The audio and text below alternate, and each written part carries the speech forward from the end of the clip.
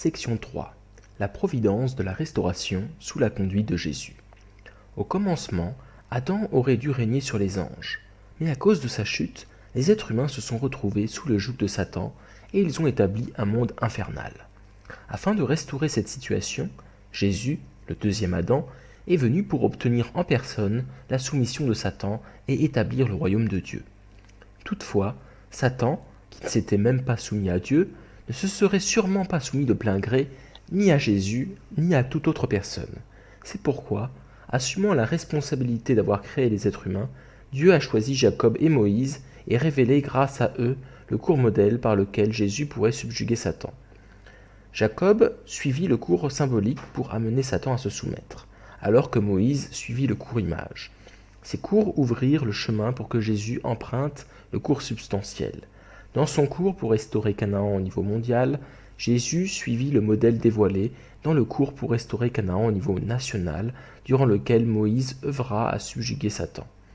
Dieu dit à Moïse : « Je leur susciterai, du milieu de leurs frères, un prophète semblable à toi.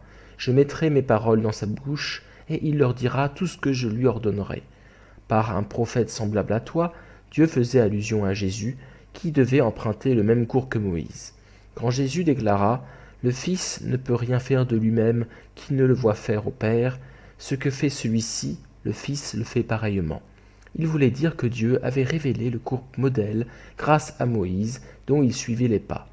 Examinons la providence de la restauration centrée sur Jésus, en relevant les comparaisons qui s'imposent entre les trois cours pour restaurer Canaan au niveau national sous la conduite de Moïse et les trois cours pour restaurer Canaan au niveau mondial sous la conduite de Jésus. 3.1. Le premier cours pour restaurer Canaan au niveau mondial.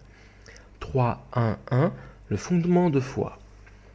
Lors du premier cours pour restaurer Canaan au niveau mondial, la figure centrale qui se vit confier la mission de restaurer le fondement de foi était Jean le Baptiste. Dans quelle position Jean était-il censé accomplir cette mission ? Dans le cours pour restaurer Canaan au niveau national, sous la conduite de Moïse, ce dernier brisa les tables de pierre et frappa 2 fois le rocher.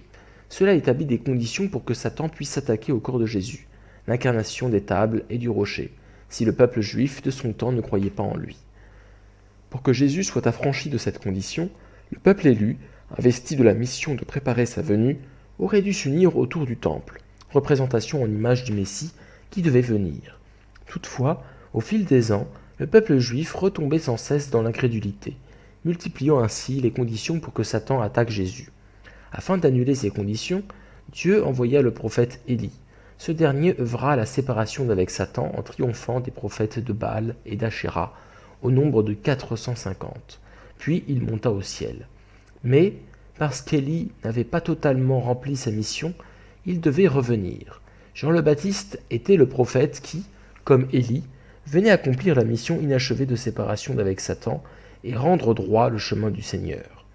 Pendant 400 ans, les Israélites avaient subi des épreuves en Égypte, sans prophète pour les guider. Ils rencontrèrent finalement Moïse, l'homme qui devait les conduire, en tant que nation, vers Canaan, afin de préparer la venue du Messie.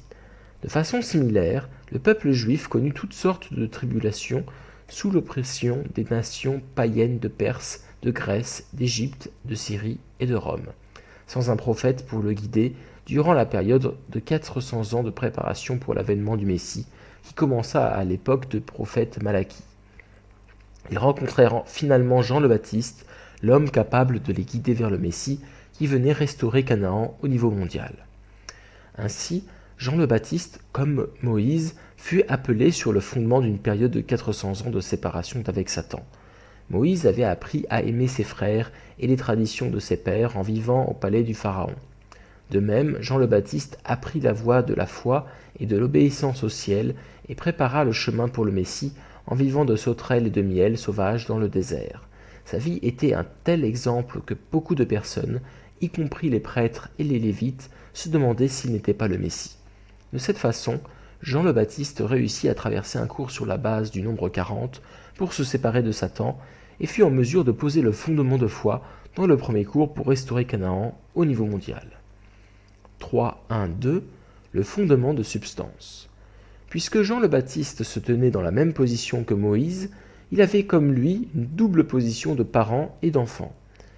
Dans la position de parent, il restaura par l'indemnité le fondement de foi. Dans la position d'enfant, il assura la position d'Abel pour l'établissement de la condition d'indemnité pour éliminer la nature déchue. Jean le Baptiste rétablit au niveau mondial un fondement comparable à celui de Moïse quand ce dernier posa le fondement de foi pour le premier cours au niveau national après 40 ans dans le palais du Pharaon. À l'époque de Moïse, le désir de Dieu en établissant la condition préalable au premier cours était que les Israélites développent leur confiance en Moïse en le voyant tuer un maître de corvée égyptien. Les Israélites devaient alors quitter le monde satanique d'Égypte et voyager jusqu'à la terre de Canaan. À l'époque de Jean le Baptiste, toutefois, le peuple juif n'avait pas à quitter l'Empire romain pour une autre contrée. Il devait rester au sein de l'Empire pour y gagner la population et restaurer l'Empire vers Dieu. Dieu établit la condition préalable au premier cours en encourageant le peuple juif à croire en Jean par les miracles qui entouraient sa vie. À la conception de Jean, un ange fit une prophétie étonnante au sujet de l'enfant.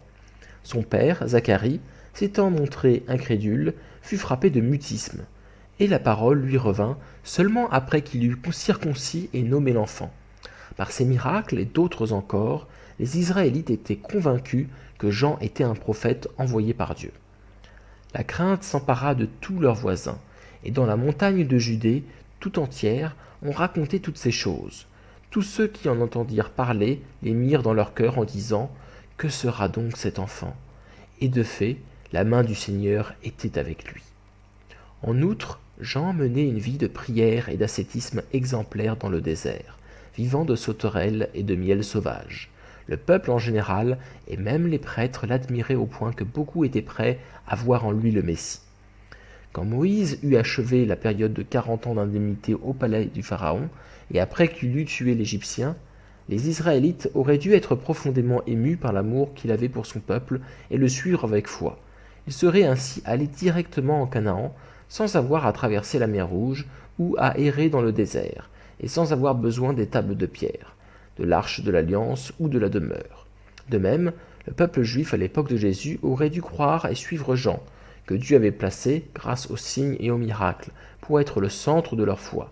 Ainsi aurait-il établi la condition d'indemnité pour éliminer la nature déchue et poser le fondement de substance, établissant ainsi directement le fondement pour le Messie. 3.1.3 L'échec du premier cours pour restaurer Canaan au niveau mondial.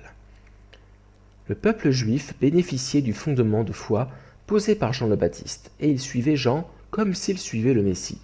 Ce faisant, il mit un terme à l'ère de l'Ancien Testament et était prêt à commencer un nouveau cours pour restaurer Canaan au niveau mondial.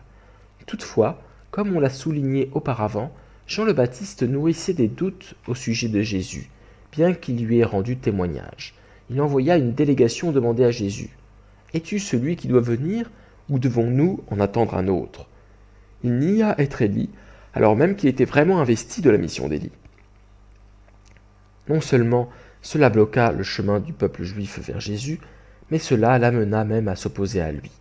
En effet, Jean quitta la position d'Abel, privant les Juifs de la personne centrale avec laquelle il pouvait établir la condition d'indemnité pour éliminer la nature déchue. Cela leur barra le chemin pour accomplir le fondement de substance ainsi que le fondement pour le Messie. Par conséquent, le premier cours pour restaurer Canaan au niveau mondial échoua. Comme cela avait été le cas à l'époque de Moïse, il fut prolongé par un deuxième, puis par un troisième cours.